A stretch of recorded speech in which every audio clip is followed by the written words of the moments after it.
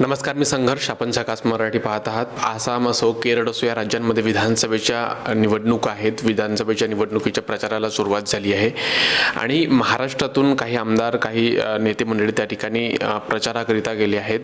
त्यापैकीच म्हणजे महाराष्ट्रात जसे माजी मंत्री आणि विधान परिषद सदस्य डॉक्टर परिणय फुके हे सुद्धा केरळ दौऱ्यावर होते. मागील 15 दिवसापासून ते केरळमध्ये भाजपकरिता, इंडिया अलायन्सकरिता ते त्या ठिकाणी प्रचार करत होते. नेमकी केरळमध्ये काय मुद्दे आहेत, लोकांचे काय मुद्दे आहेत आणि भाजप कशा पद्धतीने त्या ठिकाणी लढत आहे, यावरच आज आपण चर्चा करणार आहोत. आमच्यासोबत चर्चा करण्याकरिता विधान परिषद सदस्य डॉक्टर परिणय फुके आहेत. दादा, स्वागत आहे तुमच्या झकास मराठीवर. धन्यवाद. आपण 15 दिवसापासून केरळमध्ये होते, केरळ दौऱ्यावर होते आणि भाजपचा पण त्या ठिकाणी प्रचार करत होते. कसा तुमचा अनुभव राहिला आहे? कारण आपण नगर परिषद निवडणुका महाराष्ट्रामध्ये लढले, त्याच्यामध्ये यश प्राप्त केले आणि केरळ दौऱ्यावर आपण गेले.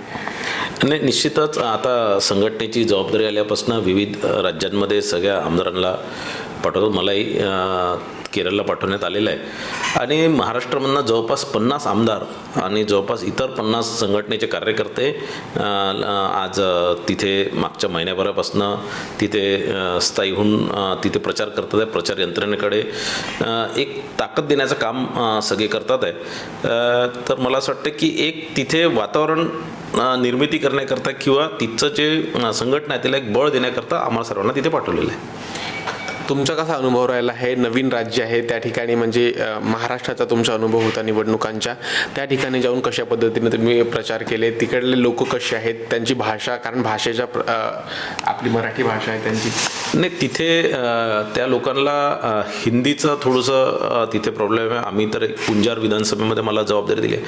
तो म्हणजे साबरीमाला मंदिर जो भाग आहे तो आमच्या पुंजार मतदारसंघात येतो.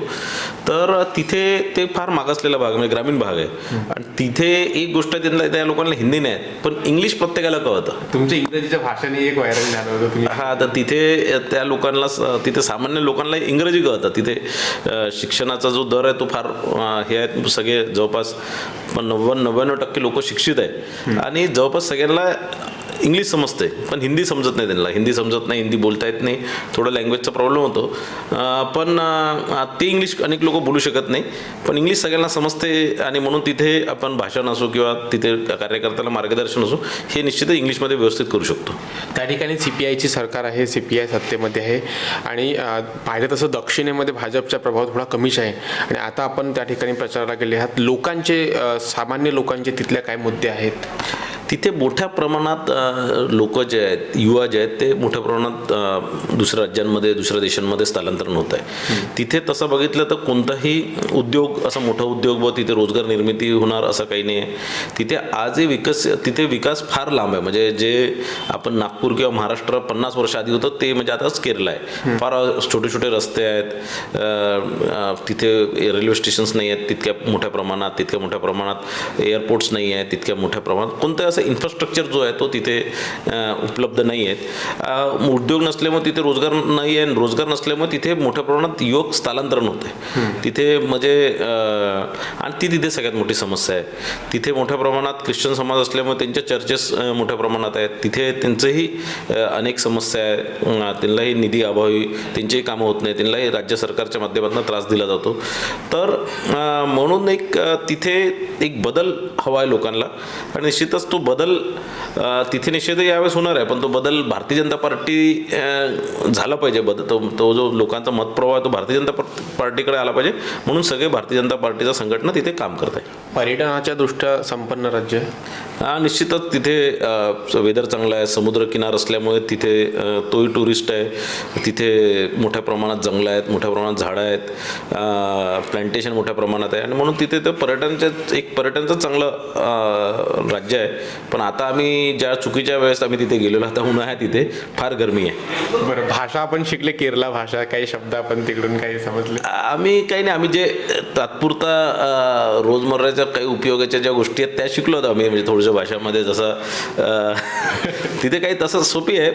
तिथे नमस्कारला नमस्कार म्हणतात. नमस्कार. आता आम्ही सुरुवात भाषणाची नमस्कारण करतो. विजय हो म्हणजे विजय कट्टा. आम्ही भारतीय जनता पार्टी विजय कट्टा. तर लोक समजतात की नारे दिलं भारत माता की जय, तर तिथे सगळं भारत माता की जयनेच सगळे भाषणं सुरू करायला लागतात. आणि शेवटी नानी म्हणजे धन्यवाद. तर असं आम्ही काही तर असं आम्ही काही शब्द शिकलो आणि त्या शब्दावर आम्ही आमचं काम चालून राहिलो. बरं, आता इकडून महाराष्ट्रामध्ये आता आपण भंडारा गोंदियावर बोलू. शेतकऱ्यांच्या समस्या आहेत, त्यांच्या धानाचे उद्दिष्ट आहेत. 31 मार्चची तारीख गेली.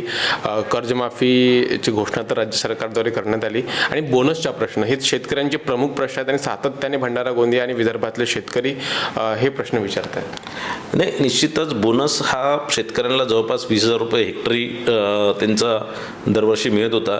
तो यावर्षी त्याची घोषणा झालेली नाही आतापर्यंत. मी निश्चितच या संदर्भात माननीय मुख्यमंत्री साहेबांसोबत बोललो, भुजबळ साहेबांसोबत बोललो आणि मुख्यमंत्री साहेबांनी मला आश्वस्त केलं आहे की आपण निश्चितच काही ना काही प्रमाणात बोनसची घोषणा करू. पण 20,000 रुपयाचं बोनसच्या जागी यावेळेस सरकारने 2 लाख रुपयाचं कर्जमाफीची घोषणा केली आहे. तर मला वाटतं शेतकऱ्याला एक मोठा दिलासा या माध्यमातून देण्याचा राज्य सरकारने प्रयत्न केलेला आहे. अनेक शेतकऱ्यांच्या धान खरेदी केंद्राबाहेर आहेत. धानाचे उद्दिष्ट वाढ नसल्यामुळे धान विक्री करता आले नाही. आता कारण 31 मार्चची शेवटची तारीख असते. आता रब्बी हंगामाचे उद्दिष्ट येऊन गेले, मात्र खरीपचे आतापर्यंत वाढले नाही.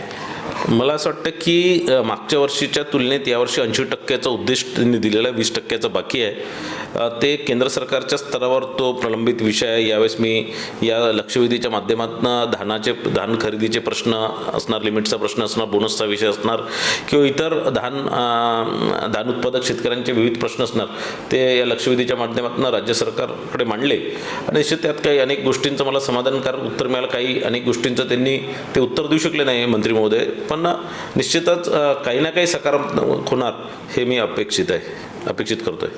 खूप खूप धन्यवाद आमच्यासोबत जुळण्याकरिता. तर हे होते विधान परिषद सदस्य डॉक्टर परिणय फुके.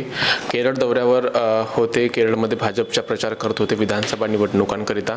त्यांचा अनुभव कसा राहिला हे आपण जाणून घेतला आणि शेवटी शेतकऱ्यांच्या प्रश्नांवर सुद्धा आपण दादांशी चर्चा केली. आपण झकास मराठी पाहत आहात आणि ही व्हिडिओ शेवटपर्यंत पाहिली त्याबद्दल सर्व प्रेक्षकांचे मनापासून आभार. खूप खूप धन्यवाद.